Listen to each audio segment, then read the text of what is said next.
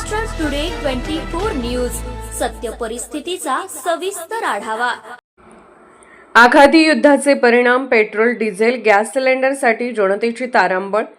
आखाती देशांमध्ये सुरू असलेल्या युद्धाच्या पार्श्वभूमीवर आता त्याचे पडसाद थेट भारतात उमटू लागले आहेत। तेल कंपन्यांनी पेट्रोल आणि डिझेल पुरवठ्याबाबत मोठा निर्णय घेत क्रेडिटवर इंधन देणे बंद केले असून आता केवळ नगदी व्यवहारातूनच तेल पुरवठा केला जात आहे।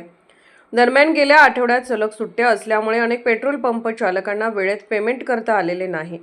त्यामुळे तेल कंपन्यांकडून इंधनाचा पुरवठा थांबला असून अनेक ठिकाणी पेट्रोल आणि डिझेलचा तुटवडा जाणवू लागला आहे। या परिस्थितीमुळे वाहनधारकांना मोठा त्रास सहन करावा लागत आहे।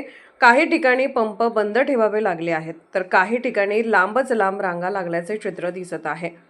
जर लवकरच हा प्रश्न मार्गी लागला नाही तर पुढील काही दिवसात इंधन तुटवडा अधिक तीव्र होण्याची शक्यता वर्तवली जात आहे। सध्या सर्वांचे लक्ष सरकार आणि तेल कंपन्यांच्या पुढील निर्णयाकडे लागले आहे। त्याचं कारण असं आहे का मागचा आठवडा सुट्टीमध्ये गेला, बरेच दिवस बँक हॉलिडे होतं आणि ऑइल कंपन्यांनी क्रेडिटवर देणं बंद केलेलं आहे।